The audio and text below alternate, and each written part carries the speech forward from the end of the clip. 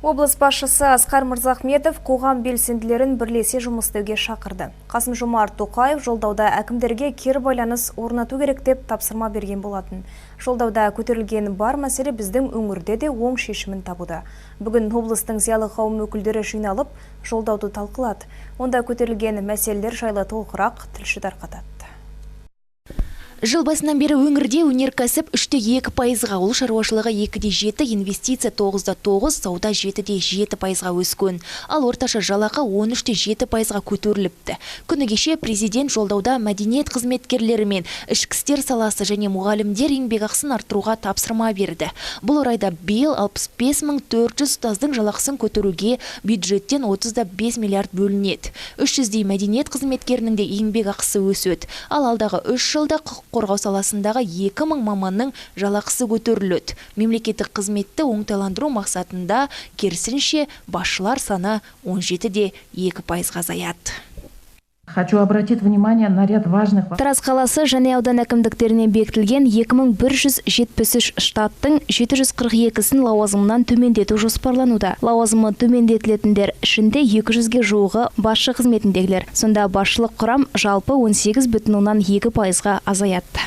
Тариф бағасын реттеу мәселесі де жақында оң шешімін таппақ. Әлеуметтік маңызы бар тауарлар бағасы реттеледі. Баға өсірген кәсіпкерлер жазаланады. Тауар бағасына үнемі мониторинг жасалып отырады. Сәйкесінше бизнеске де қолдау болады. Облыс халқының 64% ауылда тұрады. Оның 395-і еңбекке қабілетті. Алайда 151-інде тұрақты табыс көзі жоқ. Сондықтан енді ауыл тұрғындары бизнеске тартылады. Жақында жеңілдетілген несие беріліп, 31 жоба іске асыру жоспарда тұр. Нәтижесінде 90 мың тұрақты жұмыс орны ашылады.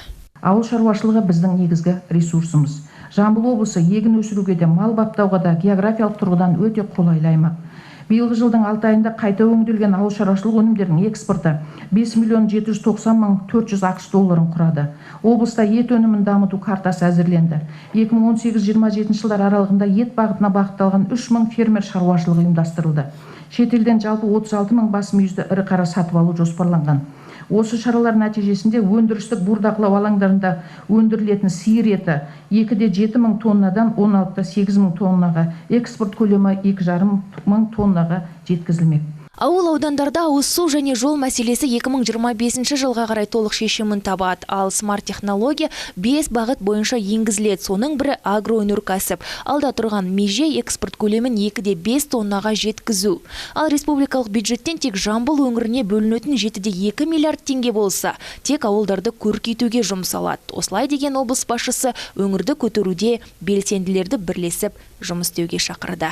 Әрбір аулада, әсуды ауыл тұрғынның айтылы бүгінгі жағдайы, оның бәрінің дерек қоры жасалынды.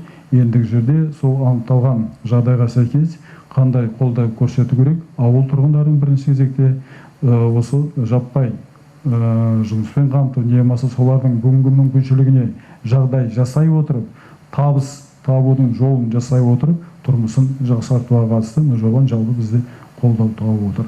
Құндылық кілті келісім мен татулықта. Жолдауда көтерілген әр мәселе маңызды. Ендеше бірлесіп, ел болып, қоғам болып еңбек еткен жөн деді жиын соңында Асқар Мырзахметов.